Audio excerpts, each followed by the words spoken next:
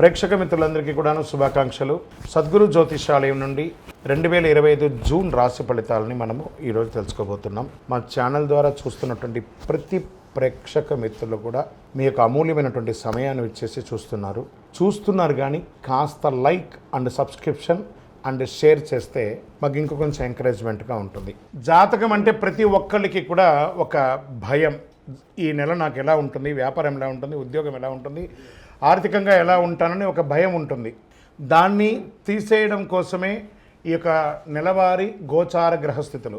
ఈ గోచార గ్రహస్థితుల ద్వారా వచ్చే ఫలితాలు మీ వ్యక్తిగత జీవితానికి ఒక 30% మాత్రమే వర్తిస్తుంది.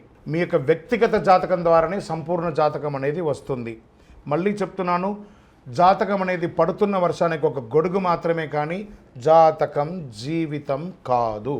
మళ్ళీ జాతకాన్ని ఎవరెవరు అడగాలి అంటే 21 వయసులోపు ఉన్న వాళ్ళు అడగకూడదు, 60 వయసు పై చిలుకు వాళ్ళు అడగకూడదు. ఎందుకంటే వాళ్ళు పెద్దవాళ్ళు కాబట్టి వాళ్ళకి అన్నీ తెలుసు. ఆర్థికమైనటువంటి లావాదేవీలు చేసేసి అప్పులు తీరడానికి కోసం జాతకం అడిగితే జాతకం చెప్పించుకుంటే అప్పులు తీరవు. ఇల్లీగల్ అఫైర్స్ గురించి అడగకూడదు. జ్యోతిషాస్త్రరీత్యా ద్వాదశ రాశుల్లో 11వ రాశి అయినటువంటి కుంభరాశి మిత్రులారా, మీరు ధనిష్టా నక్షత్రం 3-4 పాదములు, శతభిషా నక్షత్రం 1-2-3-4 పాదములు, పూర్వాభాద్ర నక్షత్రం 1-2-3 పాదాలకు జన్మించిన మీరు కుంభరాశి వారిగా పరిగణించబడుతున్నారు. ఈ నెల మీకు శుభ ఫలితాలు ఎలా ఉన్నాయంటే, ఎలాగో 7.5 శని యొక్క ద్వితీయ భాగంలో ఉన్నారు మీరు. ఏళ్ళనాటి శని తీవ్రంగా ఉన్నా ఈ నెలలో చాలా హెచ్చు తగ్గులు ఉంటాయి. గోచార గ్రహస్థితులను దృష్టిలో పెట్టుకుంటే లగ్నంలో రాహు, ద్వితీయంలో శని, తృతీయంలో శుక్రుడు, చతుర్థంలో రవి బుధులు, పంచమంలో గురువు, షష్టంలో సప్తమంలో కుజుడు, అష్టమంలో కేతువు. ఈ మాసం ప్రారంభం నుండి ప్రతి కార్యక్రమం కూడా మిశ్రమంగా ఉంటుంది, కానీ ఆదాయం చాలా బాగుంటుంది. వ్యాపారం అద్భుతంగా ఉంటుంది. మీరు పుట్టిందే వ్యాపారం కోసం అన్నట్టుకు ఆ వ్యాపారాన్ని ప్రతి క్షణం దాని మీద మానిటరింగ్ చేసి మీ వ్యాపారాన్ని మీరు అభివృద్ధి పరుచుకుంటారు. అంత అద్భుతంగా ఉంటుంది. ఏ విధమైనటువంటి చిన్నపాటి అవకాశం ఉన్న వ్యాపారంలో మీరు ప్లాన్ చేసుకోండి. ఎక్స్పాన్షన్ ఆఫ్ యువర్ బిజినెస్, ఈ యొక్క స్టాక్ క్లియరెన్స్ ఎలా చేయాలి, కొత్త వ్యాపారం ఎలా చేయాలి, కొత్త వాళ్ళకి ఎలా చేయాలి. ఈ నెల మీకు వ్యాపారానికి ఒక ట్యూన్ ఇచ్చాడనుకోండి భగవంతుడు. ఉద్యోగులకి ట్రాన్స్ఫర్స్, ప్రమోషన్స్ ఉన్నాయి. సమ్ టైమ్స్ అకాల ప్రమోషన్లు కూడా, అకాల ట్రాన్స్ఫర్స్ కూడా ఉంటాయి. కష్టానికి తగిన ఫలితం ఉంటుంది. నిరుద్యోగులకు మంచి ఉద్యోగం వస్తుంది. ఏళ్ళనాడు శని వల్ల కొన్ని సమస్యలు ఎదురైనా మనోధైర్యంతో దూసుకెళ్తారు మీరు. భాగస్వామి విభేదాలు, ఉద్రిక్తలు, వివాదాలు ఎదుర్కొంటారు. అన్నదమ్ముల మధ్య, అక్కచెల్లెల మధ్య బంధం కష్టతరం. ఏదో రకంగా బయటపడాలని చెప్పి పైన నవ్వుతూ లోపల నిజమైనటువంటి మీరుగా కనబడుతూ ఉంటారు. ఒక ఆప్యాయత అనేది కనబడకపోవచ్చు, అది జాగ్రత్త పడండి. ఒకానొక సమయంలో అన్నదమ్ముల అక్కచెల్లెలు విడిపోయే అవకాశాలు కూడా ఉన్నాయి. ఆస్తి తగాదాలు కూడా అయ్యే అవకాశాలు ఉన్నాయి. మాస ద్వితీయంలో జాగ్రత్త. బంధు వివాదాలు, నూతన పరిచయాల వల్ల నష్టం అవుతుంది. ముఖ్యంగా పితృవర్గీయుల మాట పట్టింపు జాగ్రత్తగా ఉండండి. మన అన్నదమ్ములే కదా, మన అక్కచెల్లెలే కదా, మన తల్లిదండ్రులే కదా, కాస్త ఓపిక పట్టండి. కూర్చొని మాట్లాడుకోండి, సర్దుకుంటుంది అన్నీ కూడాను. 10వ తేదీ తర్వాత వ్యక్తిగత జీవితంలో నిరాశకు గురి అయ్యే అవకాశాలు. మీరు కోరిన మర్యాద, రెస్పెక్ట్ మీకు ఉండకపోవచ్చు ఇంటా బయట. అందుకని అధైర్యపడక్కర్లేదు. కొన్ని రోజులే కదా, మళ్ళీ సర్దుకుంటాం. అతి ధైర్యం పనికిరాదు, అతి ఓపిక పనికిరాదు, అతి పిరికితనం కూడా పనికిరాదు. ప్రేమ వివాహాలు ఈ నెల బెడిసి కొడుతుంది. స్థిరాస్తి వివరాలకి ఈ మాసం అనుకూలమైనది కాదు. మాస ద్వితీయంలో ఎప్పటి నుంచో నిలిచిపోయిన పనులు పూర్తి చేసుకుంటారు. ఇంట బయట గౌరవం పెరుగుతుంది. బంధుమిత్రులతో వివాదాలన్నీ నిదానంగా సర్దుకుంటాయి. రహస్య శత్రువులను గుర్తించి రాజకీయాల నుండి కాపాడుకుంటారు.